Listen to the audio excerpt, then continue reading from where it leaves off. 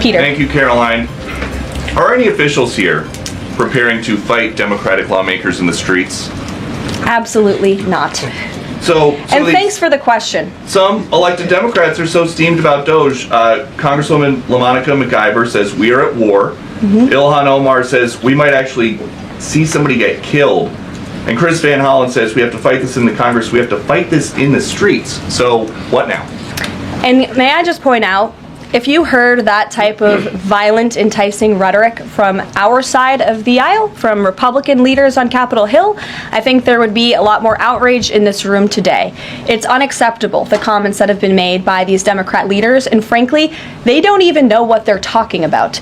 Because President Trump was elected with a mandate from the American people to make this government more efficient. He campaigned across this country with Elon Musk, vowing that Elon was going to head up the Department of Government Efficiency, and the two of them, with a great team around them, were going to look at the receipts of this federal government and ensure it's accountable to American taxpayers. That's all that is happening here. And for Democrat officials to incite violence and encourage Americans to take to the streets is incredibly alarming, and they should be held accountable for that rhetoric. It sounds like something that they're most concerned about is Doge engineers with access to Treasury systems. Can you clarify?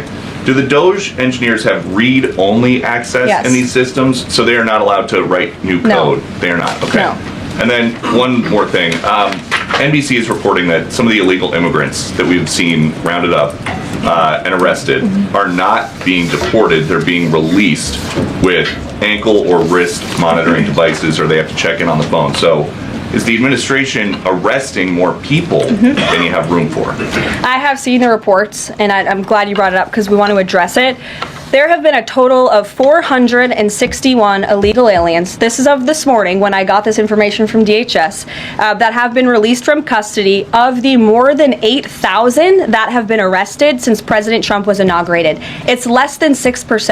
And there are reasons for their release. Some of the factors include a lack of significant likelihood of removal in the foreseeable future, lack of detention availability, which is something this president and this administration has been incredibly vocal about. We are doing everything we can to deport and detain illegal immigrants, but we need Congress's help to increase funding for Border Patrol and for ICE to increase detention capability in our facilities. And then other serious medical conditions have also been the reasons for some of the release of these individuals. But none of them have final deportation orders. Many of them are probably contesting their immigration status. I'd refer you to DHS for more details, but I did get that information because I knew it would be a question, so thank you. Sure. Caroline? Yes. The president and you here again today have made clear, given the devastation, you think Palestinians have no choice but to leave Gaza and go elsewhere. But Palestinians say this is their home. They don't want to go. The president last night said he's willing to use the military if necessary. Is the U.S. prepared to remove Palestinians from Gaza by force? The president is prepared to rebuild Gaza for Palestinians and all people in the region, peace-loving people who want real economic development and opportunity in the region. This is a region that has been controlled by Iranian-backed terrorists, Hamas, who have brutalized not just Israelis but Palestinians too. It is because of Hamas that you see those images on that screen, that Gaza has become a demolition site because Hamas launched that brutal attack on Israel on October the 7th. And so again, I would stress, President Trump wants to ensure that this can be a place where all people can live in peace. He is a peacemaker in chief. He made that very clear in his first term. And as for how that will be accomplished, the president and his team are talking with our allies in the region to consider next steps. But should the American people be prepared to see U.S. military on the ground fighting a ground war against Hamas? Again, the president has not committed to U.S. troops in the region. But it is an option. I have said that the president has not committed to that yet. Garrett, great to see you here today. Thank you. On Gaza, the president has spent basically his entire public career criticizing foreign entanglements, nation building, sending American troops to fight abroad, particularly in the Middle East. This plan seems like it could ultimately involve all of those things.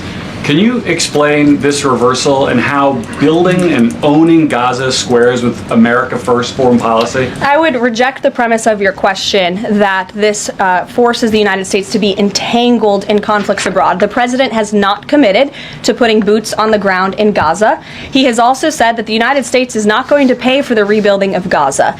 His administration is going to work with our partners in the region to reconstruct this region. And let me just take a step back here, because this is an out-of-the-box idea. That's who President Trump is. That's why the American people elected him. And his goal is lasting peace in the Middle East for all people in the region. And as I said in my opening remarks, we've had the same people pushing the same solutions to this problem for decades. And it's been made very clear to the president that the United States needs to be involved in this rebuilding effort to ensure stability in the region for all people. But that does not mean boots on the ground in Gaza. It does not mean American taxpayers will be funding this effort. It means Donald Trump, who is the best deal maker on the planet, is going to strike a deal with our partners in the region. Because he did not rule out American troops in Gaza last night. Are you doing that now? I am saying that the president has not committed to that just yet. He has not made that commitment, and you know that. And on the foreign partners, the Jordanians, the Egyptians, the Saudis have already panned this plan. What foreign partners, if any, have expressed any interest in being part of it? Well, the president has said he's been socialing this idea for quite some time. He's been thinking about this. He said in his remarks last night, this was not a decision or an announcement that he takes lightly. And the president has already spoken to the President al-Sisi. In fact, that was his first foreign leader call. He's meeting with the King of Jordan, King Abdullah, next week. He spoke with the King of Bahrain. He spoke with the Crown Prince of Saudi Arabia. And he has made it very clear, he's been very vocal, that he expects our partners in the region, particularly Egypt and Jordan, to accept Palestinian refugees temporarily so that we can rebuild their home. I'd like to show you some images of Gaza that were taken. Fox News aired this. I mean, that is, as they put it, in an apocalyptic scene in Gaza. This is an uninhabitable place for human beings. Do you really think that families can live their dream in a region that looks like this, with no running water, no electricity? And the special envoy to the president, Steve Witkoff, recently traveled to Gaza, as you all know. And he came back with images that he showed the president of the dire situation here. And the president made this decision with a humanitarian heart for all people in the region. Dasha. Caroline, you said the president has been working on this idea for a while behind the scenes now. Is there a written plan based on the president's proposal for Gaza? And if so, when was it drafted and who had a hand in that? The plan was written in the president's remarks last night as he revealed it to the world and to the American people, and his team are continuing to be engaged on this effort. I saw the National Security Advisor this morning. He has a very busy day of calls, and they will, again, continue to engage with our partners. That includes Steve Witkoff as well. Mary. Two questions for you on the news of the day. So, how is today's executive order going to impact the 2028 Summer Olympics in Los Angeles? For example, would a man who thinks that he's a transgender woman be allowed to compete as a female on U.S. soil?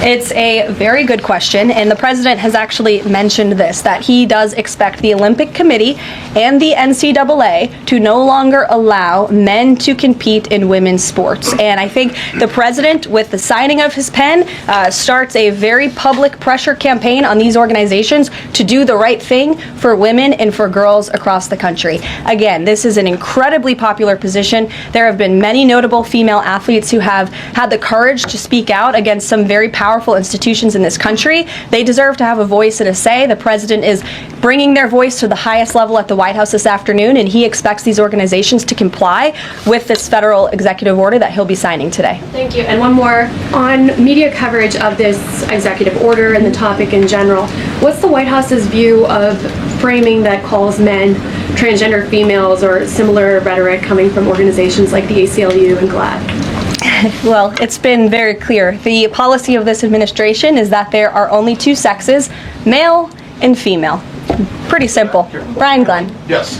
USAID has gotten a lot of attention the last couple of days with some of these bizarre things that we've been, taxpayers have been funding. Now it looks like there are a couple media outlets that have been dragged into this conversation as far as USAID funding as well. Does the president have any comment on that? So upon coming out here to the briefing room, I was made aware of the funding from USAID to media outlets, including Politico, who I know has a seat in this room. And I can confirm that the more than $8 million taxpayer dollars that have gone to essentially subsidizing subscriptions to Politico on the American taxpayers' dime will no longer be happening. The DOJ team is working on canceling those payments now. Again, this is a whole of government effort to ensure that we are going line by line when it comes to the federal government's books. And this president and his team are making decisions across the board on, do these receipts serve the interests of the American people? Is this a good use of the American taxpayers' money? If it is not, that funding will no longer be sent abroad, and American taxpayers will see significant savings because of that effort. Thank you. I'd like to give some love to the back row. I've heard that unfortunately they haven't been called on in years past. So Reagan, why don't you go ahead? Thanks, Caroline.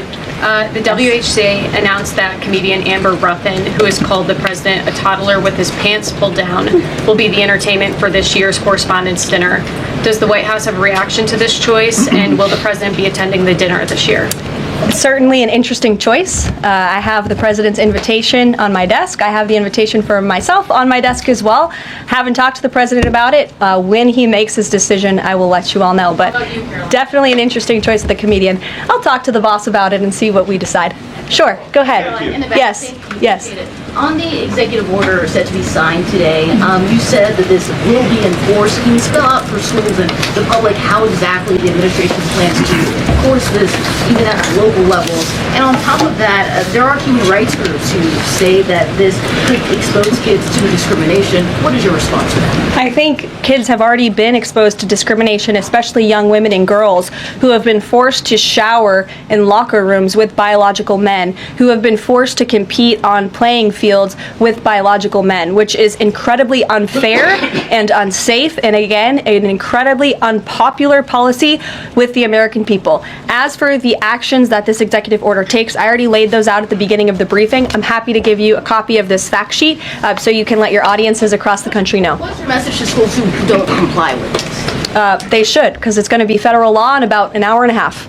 So your colleague to your right, to my Thanks, left. Caroline. Yes. Taylor with Spectrum News. You talked a bit about DOJ. Elon Musk is currently a, quote, special government employee who also owns companies that have billions of dollars in federal contracts. You said earlier this week that he has abided by all applicable federal laws, but what steps is the Trump administration taking to address that conflict of interest? The president was already asked and answered this question this week, and he said if Elon Musk comes across a conflict of interest with the contracts and the funding that DOJ is overseeing, then Elon will excuse himself from those contracts. And he has, again, abided by all applicable laws. In the back left, go ahead. Trade advisor Peter Navarro, when asked about the External Revenue Service today, said, quote, we're going to collect a lot of tariff revenues and we're going to get tax cuts out of it. Is it the official position of the White House that tariffs will lower taxes for Americans? The president has always been clear that he believes tariffs are a tax on foreign nations, and he's committed to cutting taxes for the American people here at home. He also believes tariffs are a great revenue raiser for this country, and that's exactly why he has committed to the creation of the External Revenue Service, which I think is a phenomenal idea.